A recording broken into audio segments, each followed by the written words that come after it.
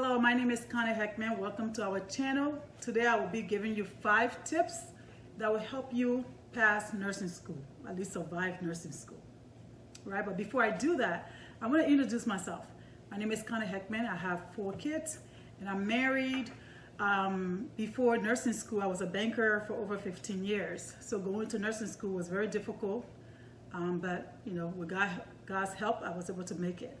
But I wanted to take this time to kind of help you, those of you that are going to nursing school or are planning on going to nursing school. I hope these 5 tips can help you, because these are the things that I did that really helped me in nursing school. All right, so we are going to get into the 5 tips. Again, I'm giving you 5 tips that will help you pass nursing school. Tip number 1, do not procrastinate. Don't put things off. Don't waste time. Don't say, oh, I will do it tomorrow. Because nursing school, the workload is so much. I mean, it's just overwhelming. So do not put things off. Make sure when you have your assignments or you have reading to do, make sure you are reading. Make sure you are doing those assignments on time, because time really flies. So do not put things off. Do not procrastinate. Do not say, oh yeah, I will get it done tomorrow. Don't do that.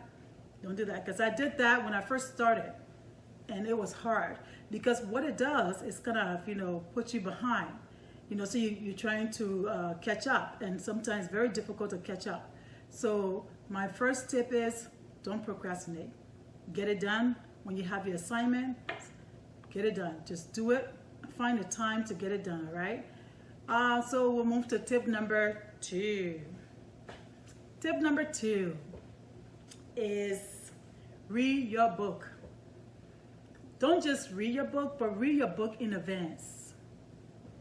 The benefit of that is, if you have a lecture tomorrow and you read your book today, when you go to that lecture, you'll be able to understand or follow the professor. Whatever the professor is saying, you'll be able to follow them. But if you don't read your book, it's going to be very difficult to follow what the professor is saying. When I first started nursing school, I did that a lot. And I was always frustrated with myself because I did not read in advance. So then I was always trying to catch up, or I was always behind. So once I figured out that I can, if I read my chapter or my, you know, whatever the assignment is, I can be able to follow the professor, you know. So it really helped me. So I just want to recommend to you, read your book and read it in advance, because it will really help you follow what the professor is saying. Okay? Number 3, and this is important. Number 3, when you read your book, any concept or any topic you don't understand, let YouTube be your best friend. Go to YouTube, put that topic into YouTube. YouTube will be able to help you. We'll even give you like a lot of videos. I spend a lot of time watching a lot of videos that were able to help me, you know, understand some of the concepts or some of the subjects or some of the topic. So if you don't understand certain things, just go to YouTube. Again, let YouTube be your best friend, and YouTube will be able to, like, you know, explain it to you better, because sometimes the professors, they don't have the time to really, you know, break it down to our level. So YouTube were able to help me. They had like, I mean, I watched like so many videos. It was just amazing. And most of the videos were able to help me understand what was going on. Because the problem is, if you don't follow, you don't understand certain things now, it is going to get overwhelming, because they are going to add more information and you're just going to get confused. It's going to be bad. So if you don't understand it now, try to go to YouTube and be able to understand the fundamental. All right? All right, number 4, learn your vocabulary words. Learn your terminology. It's very important.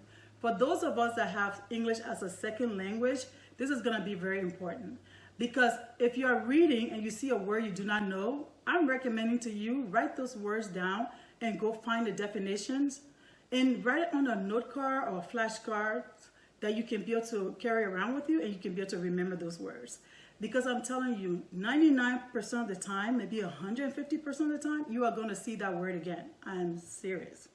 And the problem is, if you don't know the word or the meaning of that word, if they use that word in a question, you won't be able to answer that question correctly because you don't know the meaning of that word. So I am recommending to you guys, please write those words down, look up the definition, and try to remember them. You are going to see it over and over and over. Even NCLEX, you are going to see some of those words in there, and you better know the definition, because if you don't know the definition, you will not be able to answer any questions correctly because you do not know what it means. So I'm just saying, if you are reading anywhere, whatever you're reading, doing project, you see a word, you're like, okay, this word I don't know, write it down, find a definition, and figure out what that word is saying, and try to remember what the meaning of that word is. Like I said, you will see that word again over and over and over. Number 5, and I'm going to keep it real. There are a lot of companies out there that create test questions. If you are going to use the test question or test bank, they call it, my recommendation is to first read your book, read your chapters, so that way you are aware, or you know what is in the chapter. Number 2, use those questions to quiz yourself to see if you really know the material, if you know what the chapters are saying. So I would recommend read your book first before you do those questions. Use those questions to just quiz yourself to see if you know what the chapter is saying, or if you know what is going on. And when you do quiz yourself, if you miss any questions, make sure you look at the rationale. Okay, that's very important, because through the rationale you will understand why they chose that answer and why what the question was really asking. And so when you look at the correct answer, the next time you see that concept, or you see that something similar to that, or question similar to that, you'll be able to answer that question because you already learned why they chose that answer. So don't just memorize those questions or the answers and pray to God that the professor will pick their questions from there and it will make it easy. I would not recommend that to you, because I'm telling you, these things you are going to see it again. You might get away with it now, but it's going to come back to haunt you, because on NCLEX, you're going to see some of these questions, or you're going to see some of these concepts. You're going to see some of these, the way, the questions are written, you're going to see some of them. So I'm just saying, make sure if you are going that route, use those questions as a study guide, or as a way of quizzing yourself to see if what you read, if you understood what you read. So please, do not just memorize it and go take the test and hope to God that the professor is taking his or her question from that test bank. Don't do that. If you did that, I'm sorry, but I'm telling you, it's going to come back to haunt you. So, and I don't want that for anybody. So please don't do that. All right? All right, so it gets us to the last part is just a bonus. It's not a really number 5. I mean, I guess I did number 5, but it's just a bonus for you. You are going to get discouraged. You are going to question yourself. I mean, there were many mornings when I had clinicals, like at 7 o'clock, I had to be there at 7, and I have to wake up like maybe 5:30 to get ready. And I was so tired because I've been up all night studying, and it was very difficult. So sometimes I just like wanted to quit. I'm like, okay, should I really even do this? Am I even going to be a good nurse? So I started questioning myself. So you're going to question yourself, and sometimes you're going to get so discouraged and you want to just quit. But my advice to you, do not quit. If other people can do it, you can do it too. So do not quit. Just hang in there, and this too shall pass. All right? So I hope these 5 tips that I'm giving you will help you. If it helps you in any way, then my job is done. Leave a comment below and let me know that, oh, this helped me. If you have other ideas of things that you want me to talk about, let me know too.